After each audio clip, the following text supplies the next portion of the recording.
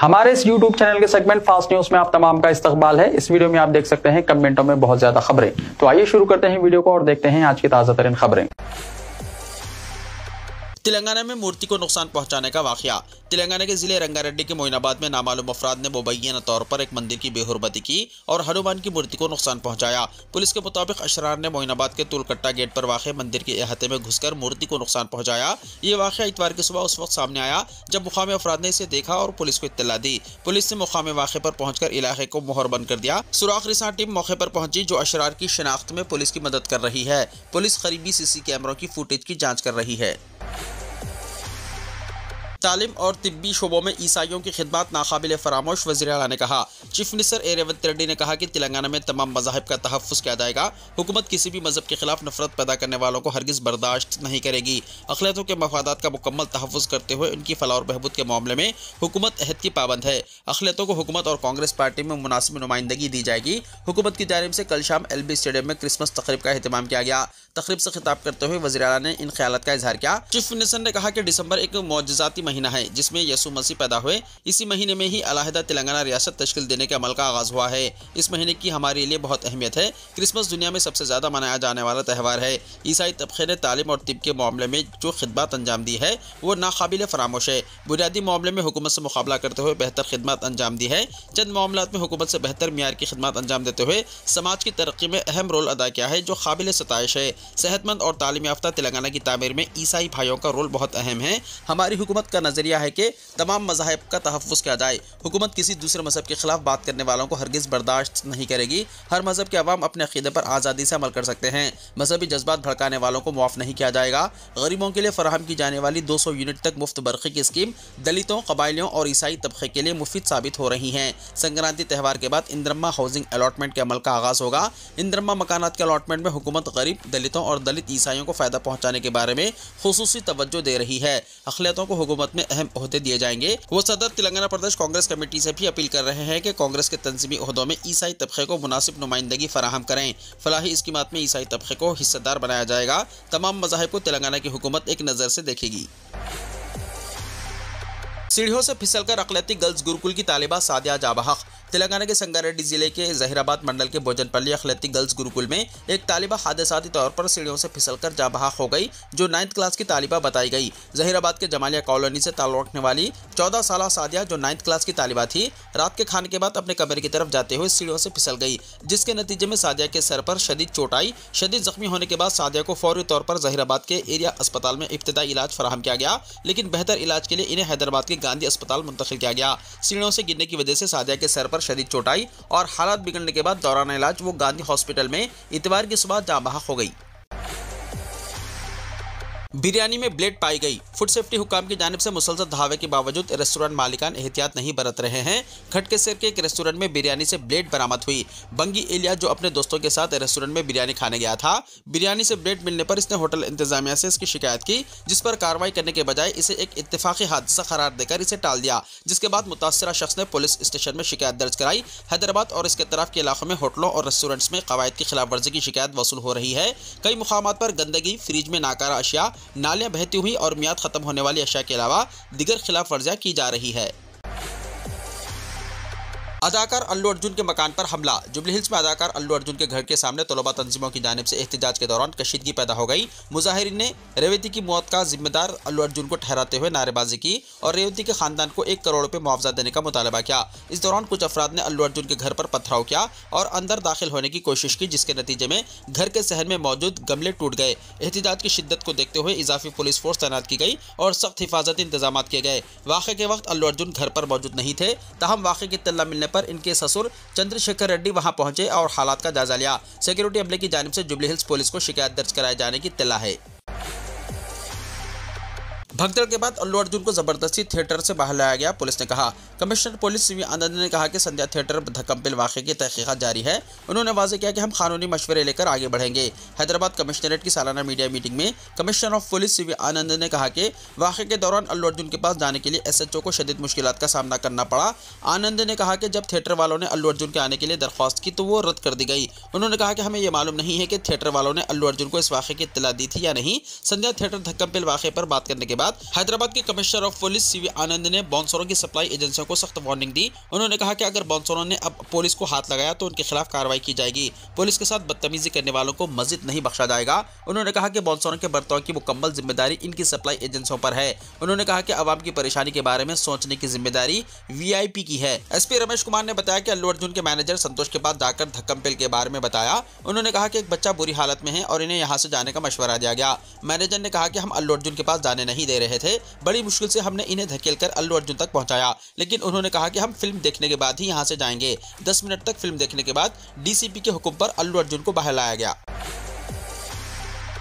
अखिलती उम्मीदवारों के लिए तकर्रुरात से मुताल्लिक़ एग्जाम्स की मुफ्त coaching. Telangana minorities study circle के ज़ेर एहतिमाम ग्रुप 1, 2, 3 और 4 के अलावा रेलवे रिक्रूटमेंट बोर्ड और बैंकिंग रिक्रूटमेंट के एग्जाम्स के सिलसिले में कोचिंग का एहतिमाम किया जा रहा है। ख्वाहिशमंद उम्मीदवार 15 जनवरी तक दरख्वास्त दाखिल कर सकते हैं। डायरेक्टर प्रवीण कुमार रेड्डी के मुताबिक दाखिलों के लिए रजिस्ट्रेशन दफ्तर माइनॉरिटीज स्टडी सर्कल वाक़ गन फाउंड्री में किया जा सकता है या फिर अजला में डिस्ट्रिक्ट माइनॉरिटी वेलफेयर दफातर में नाम दर्ज कराए जा सकते हैं। दरख्वास्त के साथ उम्मीदवारों को SSC इंटरमीडिएट डिग्री सर्टिफिकेट्स के अलावा आधार कार्ड और 2 पासपोर्ट साइज तस्वीर पेश करना होगा। 4 महीने के फाउंडेशन कोर्स की मुफ्त कोचिंग के सिलसिले में मज़ीद तफसीलात फ़ोन नंबर 04023236112 पर अय्याम कार में सुबह 10:30 बजे से शाम 5 बजे तक हासिल की जा सकती है। भू भारती कानून किसानों के लिए नुकसानदेह, कविता ने कहा। कानून साज काउंसिल में BRS के रुकन के कविता ने कांग्रेस हुकूमत के भू भारती कानून को किसानों के लिए नुकसानदेह करार दिया और इसे एक नामुनासिब इकदाम से ताबीर किया। कविता ने कहा कि धरानी पोर्टल तेलंगाना के किसानों के अराज़ियात के तहफ़्फ़ुज़ के लिए एक मजबूत निज़ाम है। काउंसिल में भू भारती बिल पर बहस के दौरान कविता ने कहा कि धरानी के निफाज के बाद अराज़ियात पर गैर मजाज कब्ज़ात और धोखाधड़ी के वाक़यात का खात्मा अमल में आया था और इस मजबूत निज़ाम को ख़त्म करने की कोशिश करने वाली कांग्रेस हुकूमत को तारीख कभी माफ़ नहीं करेगी। कविता ने हुकूमत पर इल्ज़ाम किया कि वो धरानी को ख़त्म करते हुए किसानों के मसाइल में इजाफा कर रही है। उन्होंने हुकूमत से मुतालबा किया है कि वो किसानों के मफादात के तहफ़्फ़ुज़ के लिए अमली इक़दामात रूबे अमल लाए और धरानी जैसे मौसर निज़ाम को बरकरार रखे। रिश्वत लेते हुए पकड़े जाने पर जज्बाती अंदाज में ओहदेदार का रोना हुआ वायरल। रिश्वत की रकम लेते हुए रंगे हाथों पकड़े जाने वाले ओहदेदार ने जज्बाती अंदाज में रोना शुरू कर दिया। ये वाक़या तेलंगाना के जिले करीमनगर के हुजूराबाद टाउन में पेश आया। बज़ाहिर खौफजदा ओहदेदार का वीडियो सोशल मीडिया प्लेटफॉर्म पर वायरल हो गया। इस वीडियो में देखा गया है कि हुजूराबाद में रेवेन्यू डिवीजन ऑफिसर के कैंप क्लर्क संदीप को सादा कपड़ों में मलबूस ओहदेदारों ने रिश्वत की रकम की वसूली पर किए जाने वाले टेस्ट के लिए अपने हाथ 2 गिलास पानी में डुबोने का मशवरा दिया। एक कीमियाई मादा हाथों पर केमिकल के निशानात के साथ पानी में छोड़ने पर पानी गुलाबी हो जाता है और इसे रिश्वत की रकम के कबूल होने के हतमी सबूत के तौर पर इस्तेमाल किया जाता है। एंटी करप्शन ब्यूरो आमतौर पर करेंसी नोटों पर गैर मरई केमिकल का मोटा कोट लगाने के बाद रिश्वत की मांगी गई रकम शिकायत कुनिंदे को दे देता है। शिकायत कुनिंदे की रिश्वत की रकम ओहदेदार के हवाले करने के बाद ACB के ओहदेदार जो सादा लिबास में इंतजार में बैठे थे, शिकायत कुनिंदे की जानिब से ओहदेदार की जानिब से रकम कबूल किए जाने का इशारा मिलने पर इस पर झपट पड़े। उमूमन रिश्वत की रकम कबूल करने पर करेंसी ओहदेदार के पास बरामदगी की जाती है और रिश्वत लेने वाले ओहदेदार के 2 हाथों की उंगलियों को 2 गिलासों में पानी में हाथ डुबो दिया जाता है। इसके बाद गुलाबी रंग के पानी को करेंसी नोटों के डब्बों के साथ मोहर बंद कर दिया जाता है। इसको रिश्वत कबूल किए जाने के नाकाबिले तरदीद और हतमी सबूत के तौर पर अदालत में पेश किया जाता है। मौजूदा मामले में RDO के कैंप क्लर्क या असिस्टेंट संदीप पर इल्जाम लगाया गया था कि इसने किसी काम के लिए एक किसान से 75,000 रुपये रिश्वत मांगी और कबूल की। गिरफ्तार ओहदेदार को अदालत में पेश किया जा रहा है। उत्तर प्रदेश में मुस्लिम शख्स को जबरदस्ती हिंदू बना देने का वाकया। एक मुस्लिम शख्स ने दावा किया है कि 14 दिसंबर को जब वो पुलिस तहवील में था, उसे जबरदस्ती हिंदू मत कबूल करने पर मजबूर किया गया। उत्तर प्रदेश सीतापुर के साकिन फतेहुद्दीन ने बताया कि सीतापुर के सुपरिटेंडेंट पुलिस और एक हिंदुत्व लीडर ने इसे मजबूर किया। दोनों ने उसे धमकी दी कि उस पर हथियार रखने के झूठे इल्जाम आयद किए जाएंगे। उसने दावा किया कि उसके पूरे खानदान को तबाह कर देने की धमकी दी गई। इत्तला के मुताबिक सोशल मीडिया प्लेटफॉर्म्स पर वीडियो वायरल हुआ है। फतेहुद्दीन ने बताया कि इसने काफी मज़ाहिमत की, लेकिन उन लोगों के दबाव और इस्तेहसाल पर इसे झुकना पड़ा। इसने कहा कि मजहब की तब्दीली से इसके शख्सी अकायद और मजहबी आज़ादी की खिलाफ वर्जी हुई है। यह वाक़या उस वक्त पेश आया जब पुलिस ने फतेहुद्दीन को एक मामले में गिरफ्तार कर लिया जिसकी सराहत नहीं की गई। तहवील के दौरान इसे तकरीब में शरीक कराया गया और मर्जी के खिलाफ हिंदुज़्म को कबूल करने पर मजबूर किया गया। इंचार्ज पुलिस ओहदेदार और हिंदुत्व लीडर ने फतेहुद्दीन को धमकी दी थी कि अगर इसने बात नहीं मानी तो उसे झूठे फौजदारी केसेस में फंसा दिया जाएगा। वेस्टर्न डिस्टर्बेंस से बदलेगा मौसम, दिल्ली यूपी समेत कई रियासतों में बारिश का अलर्ट, ठंड में होगा इजाफा। कौमी राजधानी दिल्ली, उत्तर प्रदेश समेत शुमाली हिंद में इन दिनों शदीद ठंड पड़ रही है। आने वाले दिनों में गला देने वाली ठंड और बढ़ने का इम्कान है। वहीं वेस्टर्न डिस्टर्बेंस की वजह से कई रियासतों में बारिश का अलर्ट जारी किया गया है। उत्तर प्रदेश में जहां क्रिसमस के बाद 26 से 28 दिसंबर के दरमियान बारिश के आसार हैं, तो वहीं दिल्ली में 23 दिसंबर को हल्की बारिश हो सकती है। इसके अलावा 26 और 27 दिसंबर को भी बारिश का इम्कान है। महकमे मौसमियात ने बताया कि 27 और 28 दिसंबर को पंजाब, हरियाणा, मगरबी उत्तर प्रदेश, राजस्थान, मध्य प्रदेश में बारिश और आंधी तूफान का खदशा है। ठंड की बात की जाए तो दिल्ली में मुसलसल पारा गिर रहा है। IMD के मुताबिक दिल्ली में कम से कम दर्जा हरारत 5 डिग्री सेल्सियस तक पहुंच चुका है। इस वजह से शदीद ठंड के साथ साथ आने वाले कुछ दिनों तक घना कोहरा छाया रहेगा। महकमे मौसमियात के मुताबिक हिमाचल प्रदेश में 21 से 23 दिसंबर, जम्मू एंड कश्मीर, लद्दाख में 21 से 23 दिसंबर, पंजाब, राजस्थान में 21 दिसंबर को सर्द लहर चलने का इम्कान है। इसके अलावा हिमाचल प्रदेश में 24 और 25 दिसंबर, पंजाब, हरियाणा, झारखंड, ओडिशा में 21 और 22 दिसंबर, राजस्थान, मगरबी बंगाल के साहिली इलाके में 21 दिसंबर, सिक्किम में 21 से 23 दिसंबर, आसाम और मेघालय में 22 से 25 दिसंबर को गहरा कोहरा पड़ने वाला है। हिमाचल प्रदेश में 21 से 25 दिसंबर और उत्तराखंड में 21 और 22 दिसंबर को पाला पड़ सकता है। महकमे मौसमियात ने बताया कि शुमाल मगरबी हिंद की पहाड़ी रियासतों के साथ साथ मैदानी इलाकों में भी बारिश होगी। इसके अलावा वस्ता हिंद की रियासतों में भी 27 और 28 दिसंबर को बारिश का अलर्ट है। वहीं हिमाचल प्रदेश के मुकामी महकमे मौसमियात ने हफ्ते को सर्द लहर की वार्निंग जारी की है और 23 से 24 दिसंबर को हिमाचल प्रदेश के कुछ मुकामात पर शदीद बर्फबारी और बारिश की पेशनगोई की है। ऊना, हमीरपुर, बिलासपुर और मंडी में 24 दिसंबर तक कुछ मुकामात पर ऑरेंज अलर्ट जारी किया गया है। इसके अलावा चंबा, कांगड़ा और कुल्लू में 25 दिसंबर तक सर्द लहर और जमीनी पाले की येलो वार्निंग जारी की गई है। मुकामी महकमे मौसमियात की पेशनगोई के मुताबिक भागड़ा, पिश्ता यानी बिलासपुर और बल्हावाबादी यानी मंडी के आबी ज़खायर के कुछ हिस्सों में सुबह और देर रात शदीद कोहरा छाए रहने का इम्कान है। एग्जाम की तैयारी ना करने वाले बच्चों ने स्कूल में बम रखने की इत्तला दे दी। कौमी दारुल हुकूमत दिल्ली में मुसलसल धमकियामेज फोन कॉल्स और ईमेल्स ने सनसनी पैदा कर दी है और पुलिस की जानिब से इस तरह की धमकियां देने के मामले की जामे तहकीकात की जा रही है। इस दौरान पुलिस को इंकशाफ हुआ कि हाल ही में 2 स्कूल्स को बम रखे जाने की धमकियां देने के मामले में तलबा मुलव्विस हैं। उन्होंने एग्जाम मुलतवी करने के लिए यह हरकत की। ओहदेदारान के मुताबिक हाल ही में रोहिणी के 2 स्कूल्स में बम रखे जाने की धमकियां दी गई थी। पुलिस ने जब इस वाक़े की तहकीकात की तो मालूम हुआ कि इन स्कूल्स में पढ़ने वाले 2 स्टूडेंट्स ने धमकियामेज ईमेल्स रवाना किए थे। तहकीकात में यह भी पता चला कि ये तलबा एग्जाम के लिए तैयार नहीं थे, इसीलिए उन्होंने एग्जाम मुलतवी करने की गर्ज से ये काम किया है। एक और स्कूल को धमकियामेज ईमेल रवाना करने की तहकीकात में पता चला कि एक स्टूडेंट को स्कूल जाने की ख्वाहिश नहीं थी, जिस पर इसने स्कूल को धमकियामेज मेल रवाना कर दिया और कहा कि स्कूल में बम रखा गया है। ओहदेदारान तलबा के साथ इनके वालिदैन की भी काउंसलिंग की। वाज़ेह है कि जारी साल के अवाइल से दिल्ली के कई इलाकों में वाक़ स्कूल्स को मुसलसल बम रखे जाने की धमकियां दी जा रही है। 9 दिसंबर के बाद 40 से ज़्यादा स्कूल्स को इस तरह की धमकियां दी गई हैं।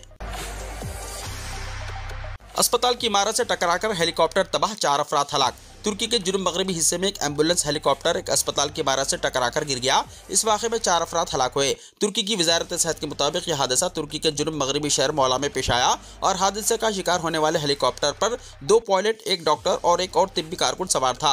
इस वजारत की तरफ से जारी होने वाले बयान के मुताबिक यह हादसा उस वक्त पेश आया जब यह हेलीकॉप्टर मौला ट्रेनिंग एंड रिसर्च हॉस्पिटल से परवास कर रहा था।